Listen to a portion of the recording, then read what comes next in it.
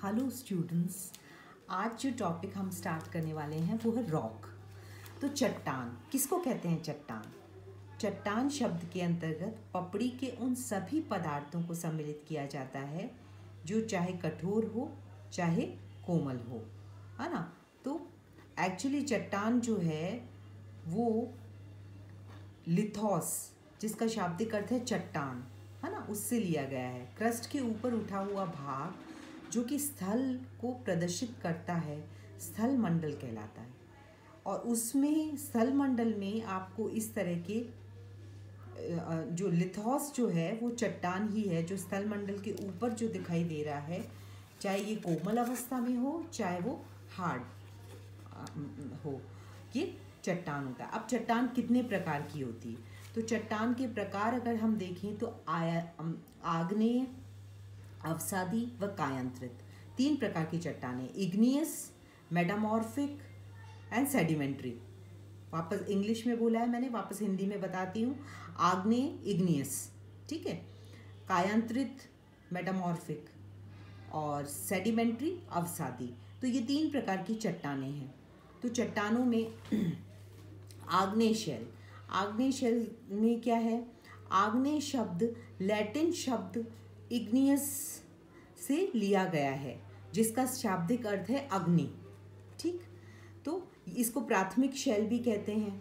और ये जो है आग्नेय शैल जो है प्रत्यक्ष या अप्रत्यक्ष रूप से आग्नेय शैल से ही अधिकांश चट्टानों का निर्माण हुआ है, क्योंकि इसी की टूट फूट इन्वॉल्व रहती है। चाहे वो मेटामॉर्फिक में कॉम्पोजिशन चेंज हो जाता है, सेडिमेंट्री में इसकी टूट फूट जाती है। तो एक तरीके से ये प्राथमिक चट्टान है।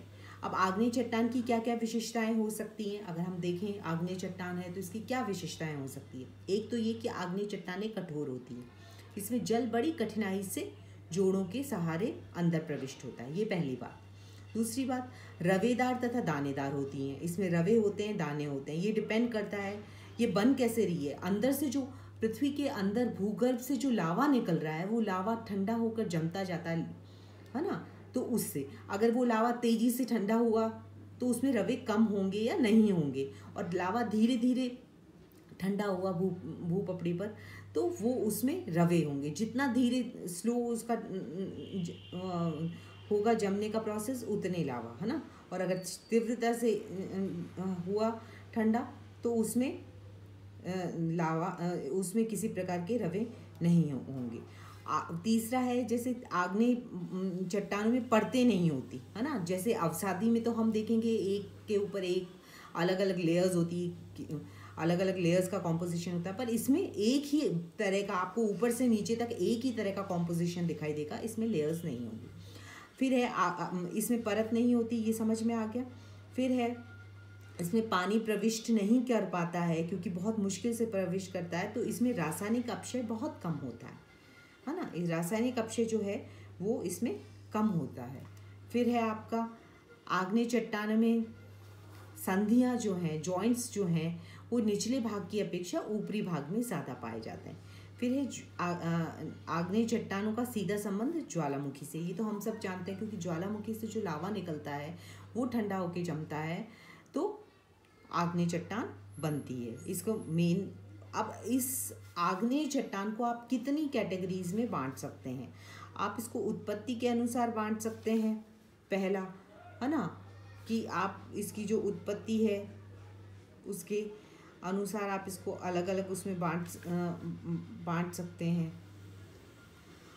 है ना।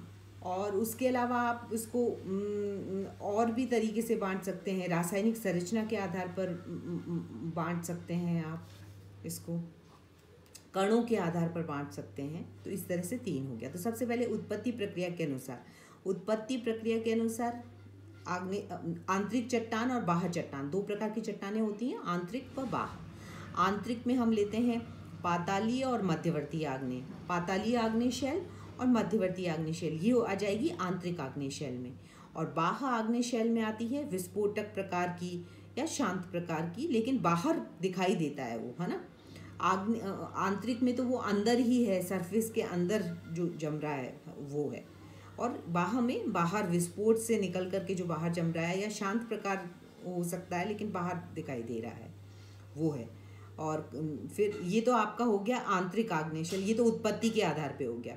अब हम लेते हैं कणों के आधार पर। कणों के आधार पर बड़े कणों वाली और महीन कणों वाली इस तरह की चट्टानें हो सकती हैं आग्नेय। अब तीसरा है रासायनिक संरचना के आधार पर, तो इसमें होता है अम्ल प्रधान हो सकती हैं और बेसिक, दूसरा है बेसिक आग्नेय शेल हो सकती हैं। अम्ल प्रधान हो सकती हैं और बेसिक हो सकती हैं। तो अब जो आप जैसे हम उत्पत्ति के आधार पर हमने देखा है कि आंतरिक आग्नेय शेल, तो आंतरिक में पातालीय हो जाएगी और मध्यवर्ती आंतरिक हो जाएगी, है ना।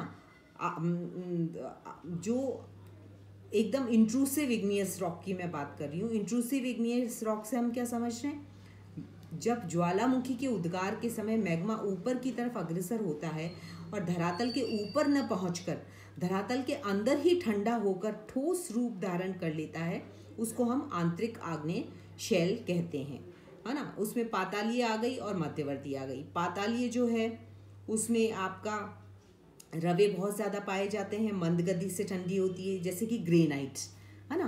पातालीय ही है, इसका एग्जाम्पल है ग्रेनाइट।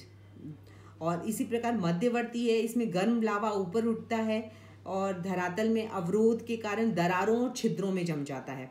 इसमें मध्यवर्ती में जो अलग अलग स्थलाकृतियाँ हैं, जैसे कि बैथोलिथ, फैकोलिथ, लैकोलिथ, डाइक, सिल, ये सारी जो कॉम्पोजिशन है आपके मध्यवर्ती आग्नेय शेल में पाए जाते हैं। अब बाह्य, ये तो आंतरिक शेल की बात की। अब बाह्य शेल में दो प्रकार हमने बताए थे, एक तो विस्फोट उद्गार के द्वारा निर्मित और दूसरा है शांत उद्गार के द्वारा। तो विस्फोट उद्गार के द्वारा जो निर्मित हुए उसमें चट्टानों के बड़े बड़े टुकड़े, जिन्हें बाम्ब कहते हैं, लैपिली, महीन ज्वालामुखी की धूल, बारीक पदार्थ का जमाव जिसे टफ कहते हैं, इस तरह की कई सारी चीज़ों का मिश्रण होकर के वो धरातल के ऊपर जम जाता है, उस तरह की आग्नेय शेल।